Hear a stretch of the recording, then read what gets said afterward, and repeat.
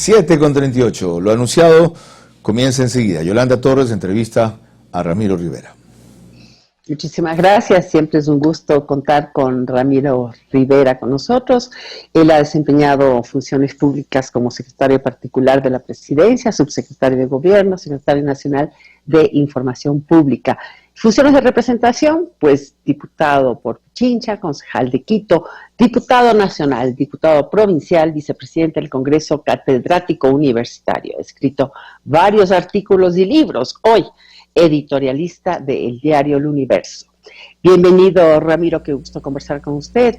Estamos ante la evidencia de un colapso de nuestra institucionalidad. En esta ocasión, tomemos como ejemplo el proceso electoral. ¿Con qué legitimidad entrará el nuevo gobierno? Buenos días. Buenos días, Yolanda. Hola, su pregunta es esencial y la respuesta es que la legitimidad con la que entrará el presidente electo en abril será una legitimidad prestada, muy limitada, muy pequeña y de duración de muy poco largo plazo. En otros términos, será un capital político muy exiguo que en las primeras semanas o meses de ejercicio de gobierno se evaporará. Digamos que en la hipótesis no deseada de que el candidato robot del señor Correa ganara las elecciones, a duras penas tendrá 49 votos de 137 de la Asamblea. ¿Cómo hará mayoría para lograr una legislación democrática y autoritaria? Difícil, porque no creo que Pachacuti o Izquierda Democrática se sumen al autoritarismo. Igual dificultad tendría Guillermo Lasso en el caso de que él triunfare, porque debería ser una gran coalición, ¿no es cierto?, donde esté Pachacuti, Izquierda Democrática, Partido Social Cristiano y Movimiento, creo que sacó una exigua representación parlamentaria, de tal manera que la legitimidad del próximo gobierno de origen será muy endeble, muy frágil y de corta duración si no somos capaces, digo, desde las élites y desde el próximo gobierno, de articular un acuerdo nacional de gobernabilidad mínima. Cuando usted habla de corta duración, ¿a qué se refiere exactamente? ¿Cuáles son las consecuencias que usted señala? Mire, Yolanda, hay dos principios básicos en la política, ¿no es cierto? Que un gobierno tiene una legitimidad de origen. ¿Qué significa eso? Que mal o bien ha sido elegido presidente.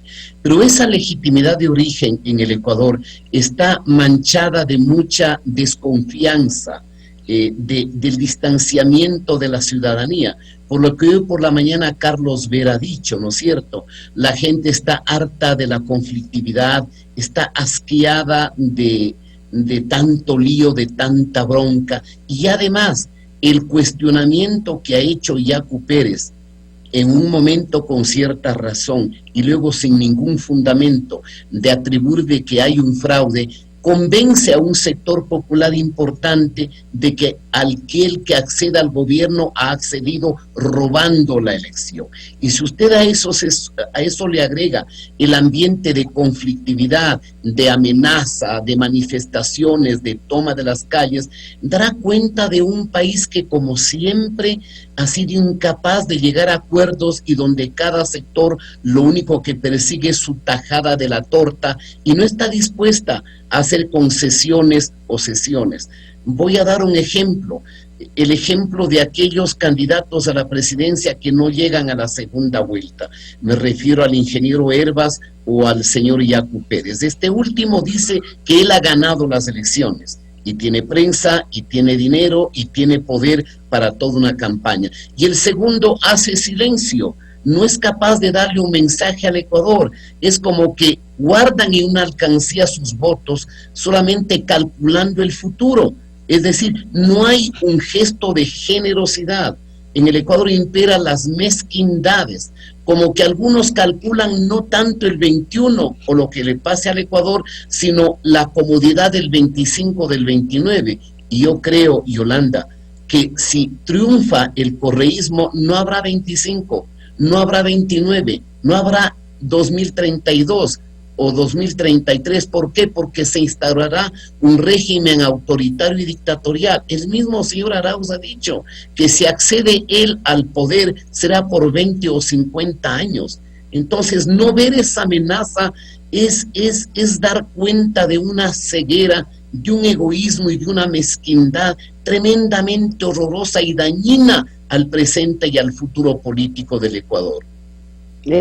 Efectivamente. Ahora, usted ha señalado algo muy importante y ha puesto este tema de abrir las urnas, el reconteo de las actas, como si fuera un pedido sencillamente de Yacu Pérez para él poder probar que ha entrado en la segunda vuelta. Pero yo creo que desde el punto de vista ciudadano, y muchos líderes de opinión así lo piensan, es que el abrir las urnas, lo que haría es transparentar una elección que de todas maneras está muy oscura y que no nos da la confianza de que el voto depositado por nosotros es el que realmente ha llevado a los dos primeros que están ahí con esa cantidad de votos, ¿verdad?, a estar ahí. Entonces, ¿no cree usted que este es un tema que debería subsanarse de una vez y dar paso a este reconteo de las urnas, a abrirlo y que por lo menos la transparencia en ese sentido se pueda vislumbrar para la ciudadanía? Yolanda, eso habría sido ideal en su momento. Es en el momento en que Yacu Pérez y Lasso se reúnen. Lamentablemente en el Consejo Nacional Electoral, sí. Exactamente, no había la lucidez y la inteligencia para que en su oportunidad lo hagan. Yo estoy casi seguro, porque soy de los ecuatorianos que también tengo dudas en el resultado electoral, que si se abrían las papeletas y las urnas, probablemente en Guayas, en Manabí y en alguna otra provincia, el correísmo no tenía la ventaja que dice tener, porque lamentablemente la señora Tamaín y los distinguidos caballeros del Consejo Electoral no tuvieron la malicia, no tuvieron la inteligencia de poner gente nueva, imparcial y técnicos no contaminados en la base informática del Consejo Electoral. Y yo le cuento una infidencia. 15 días antes de las elecciones, tengo un amigo español que trabajó para una empresa que analiza hackeo y otras cosas, y esta persona me advertía y me decía: Ramiro, el centro de cómputo o la unidad informática del Consejo Electoral de ustedes es tremendamente frágil. Hay una ventana por la que se pueden meter y con un simple pendrive, ya no con apagón, sino en 2 o 3 minutos alterar el proceso electoral. Advertí a algún candidato varias veces y me dijo: tú tienes paranoia, no va a pasar nada. Es que el correísmo lo controlaba todo, es que el Estado era un aparato propio y propiedad privada del señor Correa, pero lamentablemente, Yolanda, como eso no se hizo, usted está en este momento abocado a la fatalidad de los plazos que son de inexorable cumplimiento, porque en derecho público no se puede hacer. Efectivamente, pero vale la pena de todas maneras. Disculpe, parece que hay un problema de conexión, pero simplemente le quería comentar que si vale la pena de todas formas, por más que existan los plazos, que nosotros simplemente vayamos poniendo la basura debajo de la alfombra porque tenemos que cumplir con determinados plazos. O sea, yo creo que por eso es que se escuchan también, no sé si usted habrá oído vientos golpistas. ¿Golpe a quién? Se preguntaría cualquiera, pues al proceso. Se estaría cocinando una propuesta para instaurar un gobierno de transición que convoque a nuevas elecciones. A este nivel de desconcierto hemos llegado. A corto plazo, ¿cuál cree usted que es la vía más expedita entonces para salir del embrollo electoral? ¿Cumplir con los plazos simplemente? Es que cumplir con la Constitución, cumplir con la ley. Yolanda, sabiendo que hay irregularidades que estamos dejando en el armario. No, Yolanda, es que usted tiene un Consejo Nacional Electoral que recibe 27,000 actas del señor Yacu Pérez. Y ese Consejo Nacional Electoral, presidida por una militante de Pachacuti, dice: 20,000 actas están fuera de las causales del artículo 138 del Código de la Democracia, ¿ya? que son aquellas que establece las causales para que usted abra. Luego dice 7,000 y pico de actas son repetidas, o sea, las repitieron. Luego dice 5,000 son válidas y ya revisadas en las juntas provinciales. Y de las 27,000, solo son 31 las que en efecto tuvieron resultados no reales. El señor Yaco Pérez le miente al Ecuador y dice, si en 31 actas yo he recuperado 600 votos, imagínense en 20,000. No es así. Es que lamentablemente, Yolanda, el debate político ecuatoriano siempre está disfrazado de posiciones excluyentes y que no hacen referencia a la realidad. Y hay un principio en democracia sin la cual no podemos existir, que es la regla de la legalidad y de la igualdad ante la ley. Lo otro, Yolanda, digamos que se resuelve hacer eso, significa de facto que ya no hay elecciones. Y se sabe, y usted lo ha comentado con mucho acierto, hay grupos económicos espantados, es decir, aterrorizados. El propio gobierno y algunas autoridades de órganos autónomos están tan nerviosos que, según se dice, han llegado a la conclusión de que se perturbe todo esto para que no haya elecciones y haya un gobierno de interinazgo. ¿Y sabe qué va a pasar, Yolanda, si eso sucede? Al populismo autoritario no se lo mata con golpes de Estado. Al populismo autoritario se lo vence en las elecciones. Porque cuando la democracia se enferma, la solución y el remedio es más democracia, más transparencia y más legitimidad. Estamos entonces... Así es. Efectivamente, gracias. Vamos con Carlos Vera desde Guayaquil, tiene mucho más para usted. Gracias. Gracias, Yolanda. Buenos días. Buenos días. Ahora sí, doctor Ramiro Rivera, buenos días. Bien, pasemos de esta primera parte del diagnóstico a la segunda parte de la receta. Sí, ¿qué hacemos para evitar esto? Comienza este fin de semana la campaña oficial o la permitida, la extraoficial, ha comenzado ya. Yo decía recientemente que creo que le estamos exigiendo más de lo que puede dar a Guillermo Lasso y en el mejor sentido posible. Creo que ha hecho mucho, aunque no sea suficiente y aunque no sea lo mejor. Decía también que es más de lo imaginable. En todo sentido, en el sentido físico, por sus problemas en el desplazamiento de la pierna, su edad y su diabetes. En el sentido psicológico, por la presión que significa estar por tercera vez opcionado a la presidencia y por primera vez saber que si no gana ahora será seguramente la última. Y otro factor que es terrible, en esta fase de la campaña todos son genios, todos saben, todos dicen lo que hay que hacer, todos tienen una fórmula para ganar votos, todos sugieren algo para dónde moverse y a veces eso o paraliza o diversifica tanto la acción que termina no afirmándose nada, perdiéndose lo propio y no buscando a los nuevos por captar. Concluía yo en que nos toca a nosotros, a quienes estamos de acuerdo con esta opción democrática, simplemente porque es la mejor, ¿ya? Es la mejor, no es la menos mala, es la mejor. Para mí tampoco es la ideal, medio mundo sabe que era la ideal, sí es la mejor. Pero de esa candidatura, de ese candidato, de esa estructura, yo siento que no debemos demandar más. Han hecho una serie de rectificaciones, de ajustes, de redireccionamientos, de segmentación, muy útiles.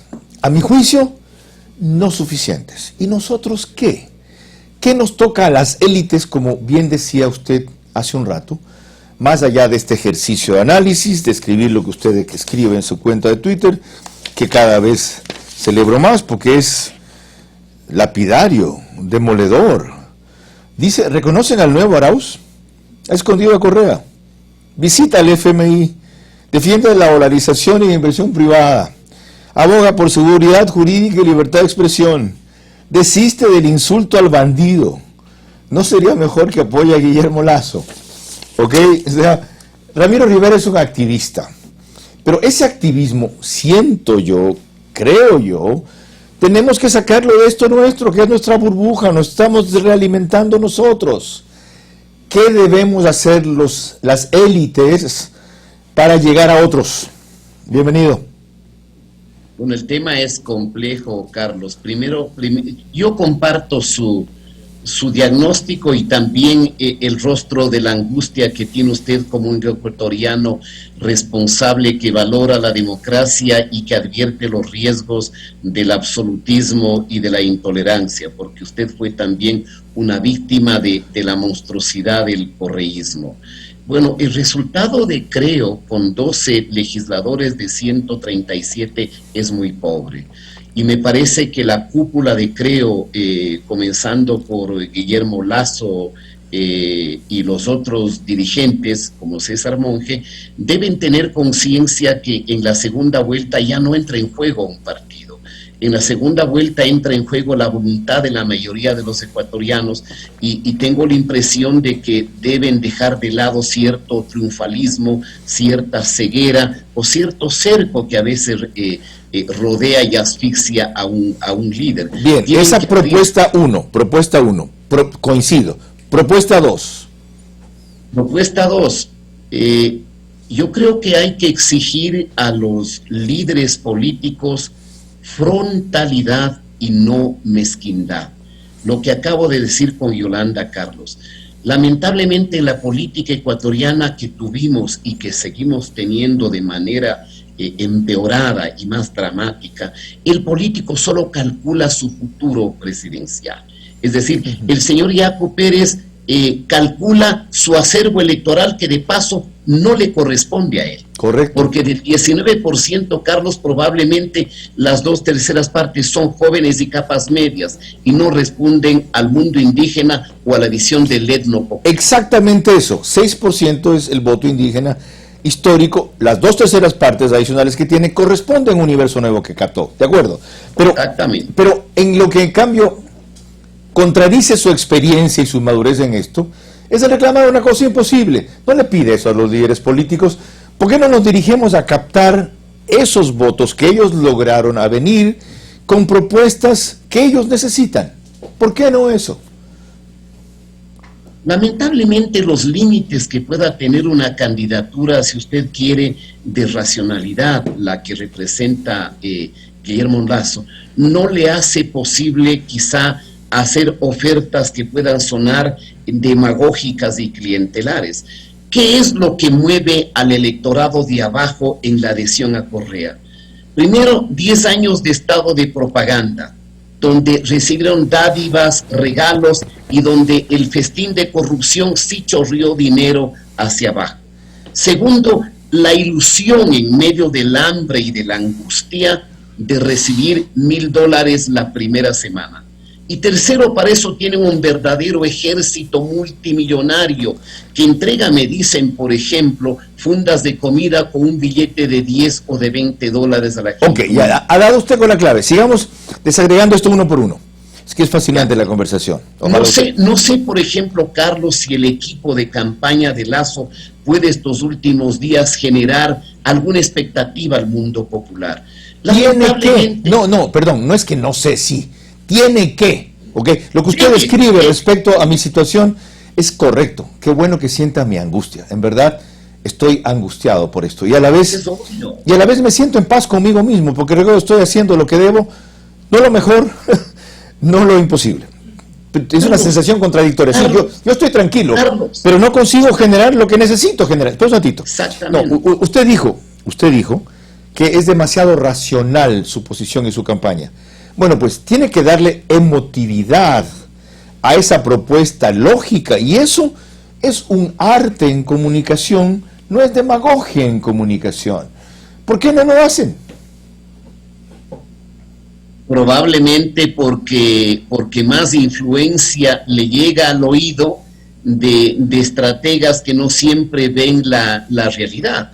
Fíjese, si en la primera vuelta habría tenido mensaje para los jóvenes, para el tema de las minorías, para el tema de la igualdad de género, para el tema de la no discriminación por opción sexual diferente, en el tema del aborto, en el tema medioambiental, habría tenido una ventaja sustantiva. Pero lamentablemente en la campaña errática de la primera vuelta se dejó que se escape una parte de su acervo electoral que estaba con en el 17. Es verdad. Que estaba con el Partido Social. No hablemos del pasado que no podemos cambiar. hablemos del futuro que podemos cambiar. Esos temas los tiene que incorporar, pero tampoco llegar al extremo de contradecirse, porque entonces pierde la base sólida que tiene y seguramente no engancha a los nuevos que quiere venir. Van a decir, es un oportunista, claro. Ahora, como ve que necesitas mis votos, me habla de que acepta el aborto en el caso de violación de niña o mujer, por ejemplo. Pero con que él incorpore a la discusión, al diálogo esto, ya es un gran primer paso. Lo que pasa es que, como usted dice, lo hacen de una manera racional y no le ponen emotividad. La segunda cosa que usted dijo, el antecedente que recordó respecto al estado de propaganda que explica la votación de Correa. Sin embargo, es súper baja, doctor. Es la votación más baja del correísmo en primera vuelta. Más baja que la que tuvo Correa, más baja que tuvo Moreno la primera vez. ¿No le da eso una señal de que la gente lo que está en espera es de una propuesta mejor? Porque si no se hubiera volcado abrumadoramente por el correísmo. Acuérdense que ellos decían que tenían 43%, han terminado en 32%. Por un factor, Carlos, porque el resultado del proceso del 2021 es distinto al del 17. En el 17 se produjo una bipolarización, es decir, un 39% y un 29% que le dio más de las 2/3 partes. En cambio, en el 2021 se encontró en 4 pedazos la polarización, porque entre lo que saca Yacu Pérez, 19%, que es 13 puntos más de lo que saca en el 2017 con Paco Moncayo y Pachacuti, y el 17% adicional de la izquierda democrática, ese electorado se dispersa, de tal manera que el señor Arauz baja 7 puntos, pero Guillermo Lasso baja 10 puntos. ¿Por qué? Porque el proceso el resultado electoral reciente es mucho más heterogéneo, mucho más disperso. Entonces, ¿hacia dónde hay que ir en esta campaña electoral? Hacia el electorado que estuvo con Yacu y al electorado que optó por el señor Coincidimos. Ahora, vamos a la clave. ¿Con qué hay que ir a ese sector? Usted ya ha dicho un par de temas, ya ha mencionado lo que están haciendo. Una funda de alimentos con $10. ¿Qué debería hacer la campaña de Lasso en territorio para llegar a ese sector? ¿Qué debería hacer? Que no sea lo mismo, ¿no? La dádiva. No, pero al menos llegar, Carlos. Pero al menos llegar. ¿En dónde va a ser el voto más barato, a mi juicio, cuando digo ¿No ve más barato? usted que haya campaña en territorio? Creo que es muy pequeña. Ok. Por ejemplo, me dicen, vea, le doy una información. Okay. Me dicen que solo la dama prefecta del correísmo, más los millones de millones, tienen en territorio en Quito aproximadamente 2,000 personas pagadas. Así es. Día y noche en los barrios. Yo entiendo, la estructura de Creo es muy débil. Casi es un cascarón con poco contenido. Okay. Porque yo le digo, mi estimado Carlos, si no habría sido por grupos independientes, muchísimos en Quito, Lasso perdía largamente en Pichincha, porque de todos los legisladores, a duras penas en Pichincha logra 3.